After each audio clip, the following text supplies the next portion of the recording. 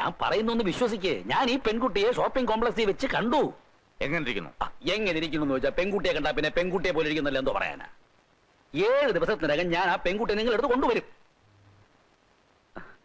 പക്ഷേ ഞാൻ ചോദിച്ച 20,000 റുപ്പീസ് ഇപ്പൊ കിട്ടിയാ കൊള്ളാം. വീടിന്റെ എക്സ്റ്റൻഷൻ പൂർത്തിയായിട്ടില്ല. കഴിഞ്ഞ ആഴ്ച 30 ചാക്ക് സിമന്റ് വാങ്ങിച്ചപ്പോ ചാക്കൊന്ന് 130 രൂപ കൂടിക്കൊണ്ടിരിക്കുക. ഒന്ന് പറ, എന്റെ പ്രയാസം അദ്ദേഹത്തിന് മനസ്സിലായിട്ടില്ല. ആരെയോ വിളിക്കുന്നു. ഇറങ്ങി പാടാ വെളിയില്. രക്ഷപ്പെടാമെന്നൊന്നും കരുതണ്ടടാ. നിന്റെ സമയമെടുത്ത് നോക്കിക്കോ. ഒളിച്ചും പാത്തും നിക്കണ്ട കഴിവേറ മോനെ.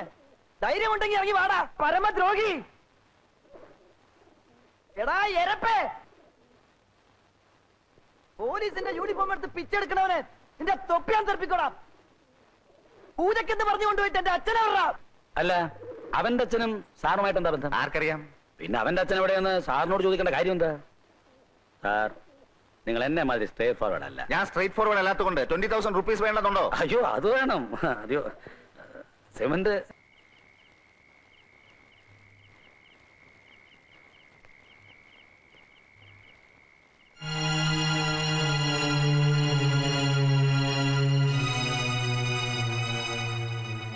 എന്റെ പേര് പാർവതി. ഞാൻ ജനിച്ചതും വളർന്നതും ലണ്ടനിലാണ്. അവിടെ ഡാഡിയും മമ്മിയും ഒത്ത്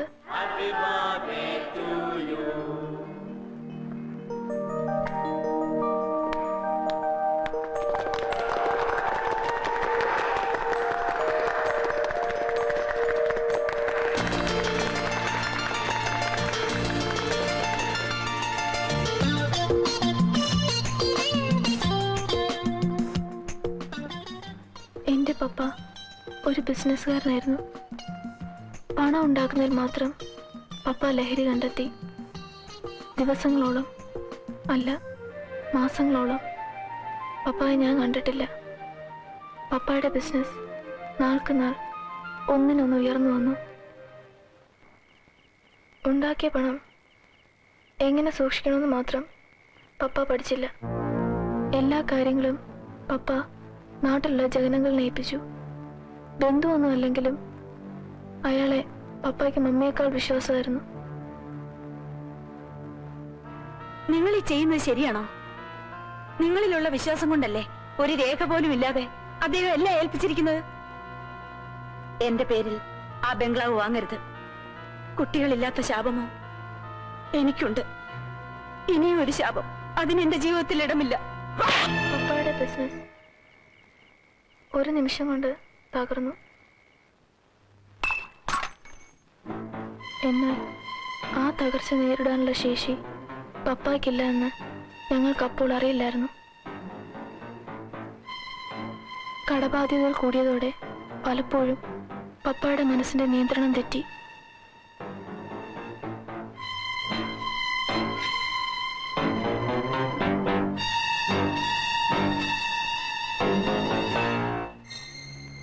ഒടുവിൽ പപ്പ ഒരു മാനസിക രോഗിയെ പോലെയായി. എപ്പോഴും ഒരേ ആലോചന, ആരോടും മിണ്ടാട്ടമില്ല. അങ്ങനെ അവിടെയുള്ളതെല്ലാം വിറ്റ് കടം വീട്ടി ഞങ്ങൾ ഇന്ത്യയിലെത്തി.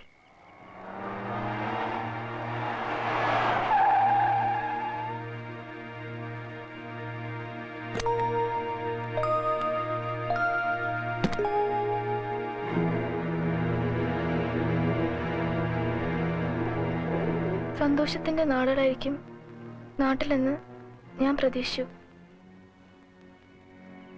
പക്ഷേ പപ്പ എല്ലാ രീതിയിലും വഞ്ചിക്കപ്പെട്ടു എന്ന് മമ്മിക്ക് മനസ്സിലായി.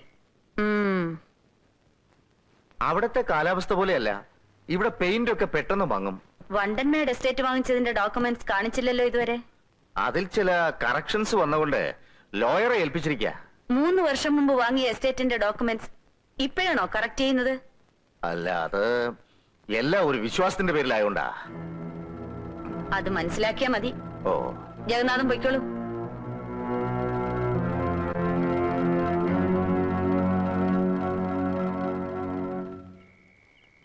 ഒന്നും നഷ്ടപ്പെട്ടതിലല്ല, ആത്മാവിന് തുല്യ സ്നേഹിച്ച സുഹൃത്ത് തന്നെ വഞ്ചിച്ച വേദനയിൽ പപ്പ ഓരോ ദിവസവും ഉരുകി തീരുകയായിരുന്നു.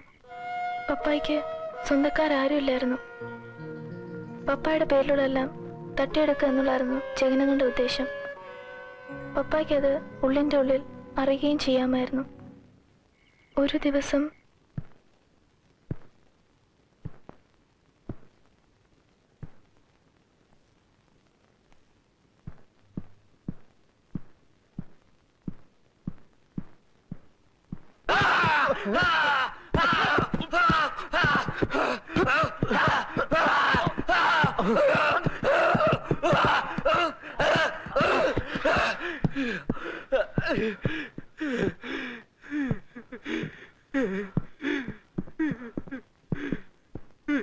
എന്നോട് ഇങ്ങനെ പെരുമാറിയെന്ന് കരുതി വിഷമമൊന്നും തോന്നണ്ട.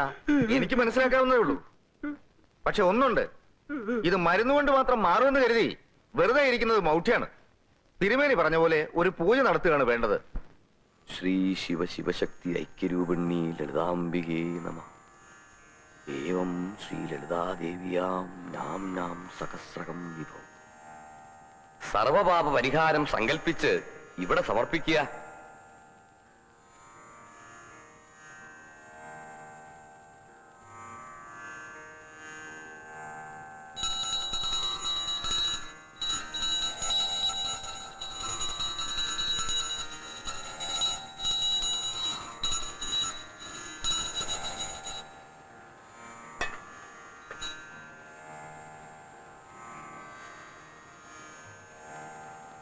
ഇനി ആ നാളികേരം എടുത്ത് ലേശം ഉയർത്തി ആ വെള്ളത്തിലോട്ട് ഇട്ടോളൂ.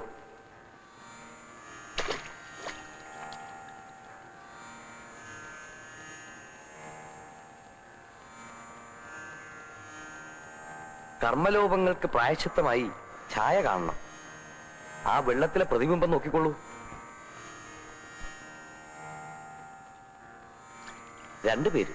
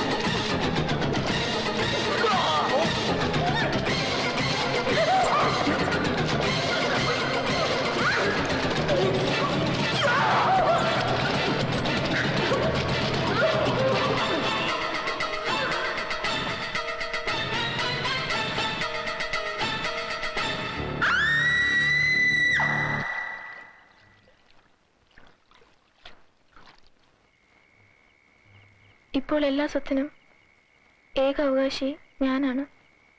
ഇനി അവിടെ നിന്നാൽ ജഗനങ്ങൾ എന്നെ വകവരുത്തുമെന്ന് എനിക്ക് ഉറപ്പായി. നിവൃത്തിയില്ലാതെ ഞാൻ ഇറങ്ങി പുറപ്പെട്ടു. ഈശ്വരൻ പറഞ്ഞയച്ച പോലെ ഒരാൾ എൻ്റെ സഹായത്തിനെത്തി.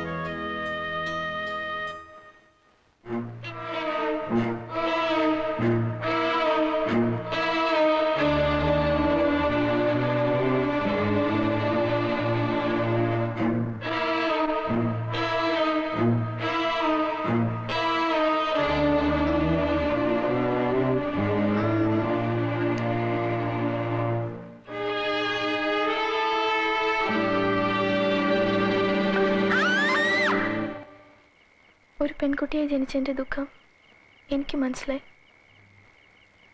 ആരും എന്നൊരു പെൺകുട്ടിയെ കാണാതിരിക്കാൻ ഞാൻ ആഗ്രഹിച്ചു.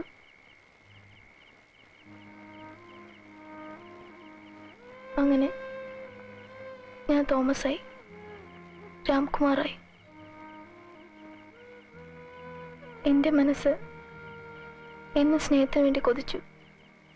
ചേട്ടൻ അറിഞ്ഞു അറിയാതെ അതിഷ്ടം പോലെ തന്നു. അതുകൊണ്ട് തന്നെ എനിക്ക് ചേട്ടനെ ജീവിതത്തിൽ മറക്കാനാവില്ല.